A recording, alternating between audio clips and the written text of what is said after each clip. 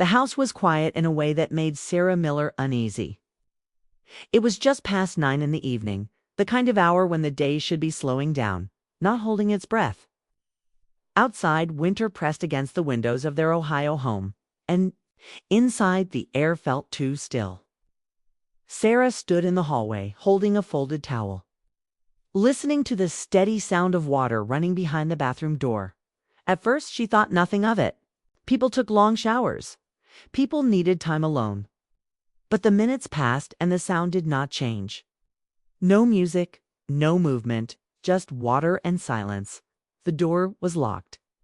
That detail stayed with her, turning over in her mind like a small stone.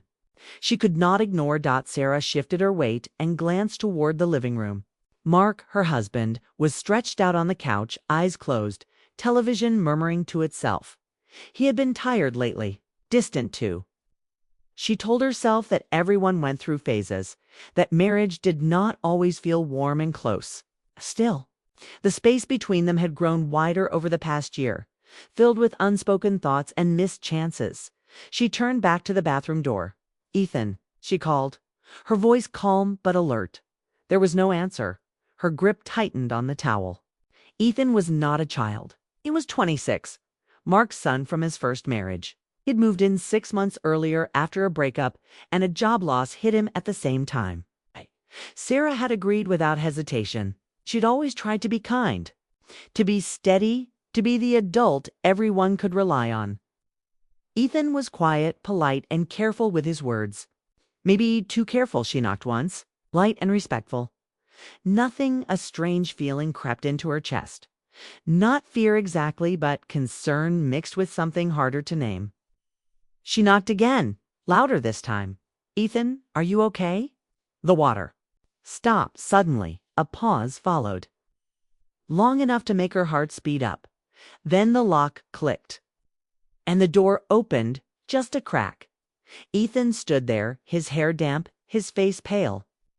His eyes were red as if he had been fighting something inside. Himself, he did not look guilty or angry. He looked embarrassed, exposed. "I'm sorry," he said quickly. "I didn't hear you." Sarah let out a breath she did not realize she was holding. She stepped back to give him space, her instincts pushing her to keep the moment gentle. "It's okay," she said. "I just wanted to check on you." "You were in there a long time." He nodded, avoiding her eyes. I needed a minute." Sarah noticed his hands trembling slightly as he reached for the towel she offered.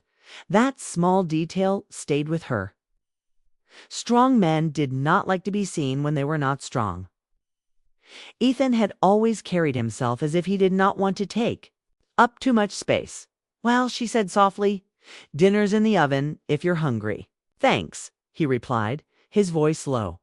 She watched him walk past her down the hallway, shoulders tense, steps quick, like someone trying to escape a room that had grown too small.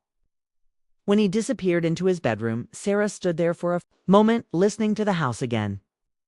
The silence returned, but it felt different now, heavier. She went back to the kitchen, set the towel aside, and leaned against the counter. Her reflection in the dark window caught her eye. She looked older than she felt. 52 years of life showed in small lines around her eyes, in the way she held herself when she was tired. She had given so much of herself to being steady for others that she rarely asked who was steady for her. Dinner passed quietly. Mark ate without much comment, scrolling through his phone between bites. Ethan did not come out of his room. Sarah told herself not to push. Everyone deserved space. Still, her thoughts kept circling back to that locked door, to the look in Ethan's eyes. Later that night, after Mark went to bed, Sarah stayed in the living room. The lamp cast a soft light over the furniture, over framed photos of happier days. She sat on the edge of the couch, hands folded, her mind restless. She thought about the first time she met Ethan. He had been younger then, still carrying the hurt of his parents' divorce. He had been polite, guarded, watching her closely, as if deciding whether she was safe. Over the years, their relationship had settled into something comfortable, respectful. She had never tried to replace his mother. She had only tried to be present now, Something felt off. Not wrong, just fragile. She heard a soft sound from the hallway and looked up. Ethan stood there, unsure, like someone waiting to be invited. "In, hey," she said gently. "Can't sleep?" He shook his head. "No, I wanted some water." She nodded and waited as he filled a glass in the kitchen. He lingered, standing there as if weighing his options. Sarah did not rush. She had learned long ago that silence could be an invitation. "Sarah," he said finally, his voice tight. "About earlier, I'm sorry if I worried you." "You don't have to apologize," she replied. "Everyone has hard days." He studied her face, searching for judgment and finding none. Something in his shoulders eased just a little. "Good night," he said. "Good night, Ethan." When he left, Sarah sat back down, her thoughts louder than before. She felt a pull she could not explain. Not toward Ethan, but toward the truth he seemed to be carrying alone. She knew that look. She had seen it in the mirror many times over. The years Dot in bed Mark slept with his back to her. The space between them felt like a quiet statement. Neither of them wanted to read aloud. Sarah stared at the ceiling, listening to his breathing. Wondering how two people could share a life and still feel so separate? The next morning came too fast. Sunlight filled the kitchen, bright and unforgiving. Sarah moved through her routine, on autopilot, making coffee, checking her phone, packing her bag for work. Mark left early, mumbling something about a meeting, kissed her cheek. But it felt more like habit than affection. Ethan was already at the table when she came back in, staring into his coffee cup like it held answers. He looked tired, shadows. Under his eyes, "Morning," she said. "Morning," he replied. They sat in silence for a moment, the kind that was not uncomfortable, but not easy either. Sarah sensed something waiting just beneath the surface. "Do you have plans today?" she asked lightly. He shrugged. "A few interviews? Nothing certain." She nodded. "Good luck. Thanks." He hesitated, then looked up at her. His eyes were serious now, clear in a way they had not been the night before. "Can I ask you something?" he said. "Of course. Do you ever feel like people can be in the same house but living completely different lives?" The question landed softly, but hit deep. Sarah chose her words carefully. "Yes," she said. "I think that happens more than people admit." He nodded slowly, as if her answer confirmed something he already knew. He opened his mouth, then closed it again. Whatever he wanted to say stayed with him. They finished their coffee in silence. Ethan left soon after, jacket pulled tight, shoulders squared like armor. Sarah watched him go, a sense of unease settling in her chest as she gathered. Her things, her phone buzzed on the counter. A message lit up the screen from a number she did not recognize at first. Then she saw the name, Mark's coworker. The message was short, friendly on the surface. It's too familiar underneath. Sarah stared at the screen, her heart slowing instead of racing, as if some part of her had been waiting for this moment. The locked door, Ethan's red eyes, distance. The pieces began to form a picture she did not want but could no longer ignore. She set the phone down carefully as if it might break. Outside, a car passed, life moving on without pause. Inside, Sarah stood very still, knowing that the quiet balance of her home was already cracking. She had caught a glimpse of something the night before, not just in the bathroom, but in the people she loved. Pain, secrets, distance. Truth waiting in the open, and she understood now that whatever came next would change everything. The next morning, the house felt heavier than usual. Sarah moved through it quietly, the sunlight spilling across the kitchen counters, making everything look sharp and clear. Ethan sat at the table, his hands wrapped around a mug of coffee that had long since cooled. He didn't speak at first, just stared at the surface of the table, lost in thought. Sarah poured herself a cup and sat across from him, keeping her voice gentle. "You don't have to talk," she said softly. "But I'm here if you want to." Ethan lifted his eyes slowly. the weight in them more than she had ever seen before. He hesitated, then sighed, like he had been carrying a heavy burden for far too long. "It's not just me," he said quietly, almost afraid the words would disappear if he spoke too loud. "It's Dad." Sarah's heart skipped. She set her coffee down, leaning forward, her mind racing. "What do you mean?" Ethan took a deep breath, steadying himself. He explained carefully, without anger, without exaggeration. A few weeks ago, he had stumbled across messages on Mark's phone messages that were friendly. Warm, too attentive, directed to a woman from work. Nothing explicitly wrong, nothing anyone could prove, but enough to show that Mark had been seeking attention, affection from someone outside their marriage. Ethan hadn't known how to tell Sarah didn't want to hurt her, didn't want to make things worse. Sarah listened in silence, her chest tightening. She'd always known something was off between her and Mark. His attention had been elsewhere, not cruelly, just absent. She had blamed stress, long work hours, their routine, the distance of time. But now the truth was here in front of her, simple and hard at the same time. Ethan's voice broke slightly. "I didn't know what to do. I didn't know if I should say anything, and I felt stuck, like I was watching you both from the outside and couldn't reach in." Sarah reached out, placing her hand over his. It was a gesture of comfort, not intimacy, but it carried understanding. "Thank you for telling me," she said softly. "I know it wasn't easy." For the first time in months, a small shift happened between them. It wasn't about attraction or crossing lines, but about honesty. Pain shared was lighter, even if it still hurt. Sarah realized that what she had seen the night before the locked door, Ethan's red eyes, was not the problem. It was the symptom.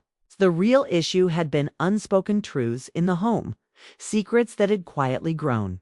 Later that day, Sarah decided it was time to confront Mark. She found him in the garage tinkering with his old motorcycle, a place he often retreated to when life felt too heavy. He looked up, surprised to see her, but didn't stop what he was doing. "We need to talk," Sarah said simply. He nodded, wiping his hands on a rag. About us," she said. "About the distance. About everything." Mark hesitated and then finally exhaled.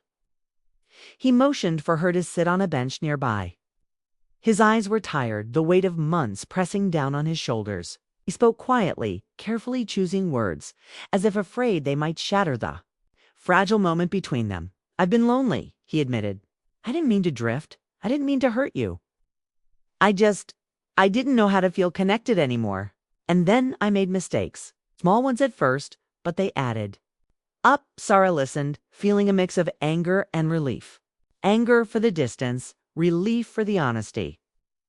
"Why didn't you tell me?" she asked. "Because I was scared," he admitted. "Scared you'd hate me. Scared we couldn't fix it."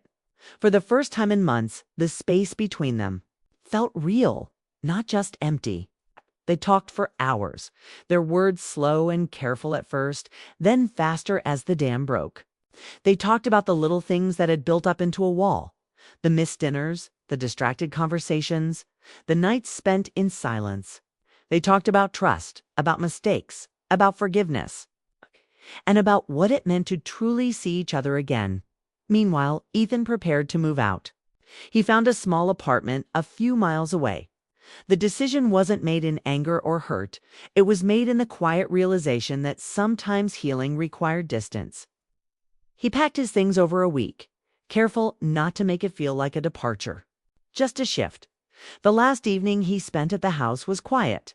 Sarah helped him carry boxes, and they laughed softly at the small ordinary things: mismatched socks, old mugs, pictures left on shelves. At the front door, he paused. "Thank you for seeing me," he said, his voice steady but warm. "You're welcome," Sarah replied, her eyes meeting his. There was nothing complicated here. No boundaries crossed. Only recognition of shared pain and understanding. When he left, the house felt different. Lighter, somehow, though still tinged with the lessons of the past months. Sarah and Mark sat together that evening, their hands brushing, a tentative connection beginning to rebuild. The air between them no longer carried silence, but possibility. Sarah realized that catching Ethan in the bathroom had been the catalyst, not the cause. It had forced truths into the open, allowed feelings long buried to surface, and created a space for honesty and healing. The home would never be the same. Their lives would never be the same. But now they had a chance to start again, not perfectly, but genuinely. Days turned into weeks, and the tension in the house eased. Conversations became more frequent. Laughter returned slowly. And even small gestures marked brewing coffee in the morning.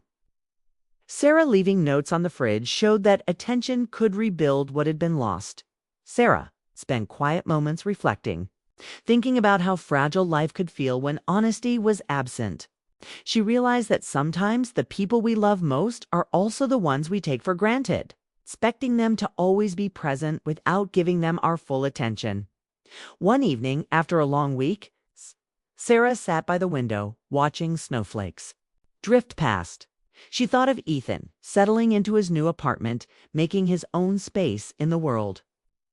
She thought of Mark, sitting quietly in the living room, reading a book, but glancing up to smile when she walked by. She realized that change, though frightening at first, often brought clarity. The locked door, the red eyes, the messages, these were not just events, but reminders. Life was unpredictable. Love required effort, attention, and the courage to face difficult truths. Sarah understood that her family could be whole again, but only if honesty continued. Only if every member chose to face the reality of their hearts instead of hiding behind comfort or fear. She looked at Mark, and for the first time in a long time, she felt hope. The path ahead would not be perfect. It would be challenging, with moments of doubt and fear. But it would also be real. And that, she realized, was more important than anything. At night, she went to bed beside Mark, the quiet hum of the heater filling the space. Their hands found each other naturally, fingers intertwining without a word. The world outside was still cold and uncertain, but inside, in the small moments of connection, Sarah felt the warmth of possibility, the sense that healing had begun. And she knew that catching Ethan in the bathroom was only the first step. The real journey, the one that mattered, was learning to see clearly, love openly, and face the truth without fear. That journey was just beginning, and for the first time, Sarah felt ready to walk it.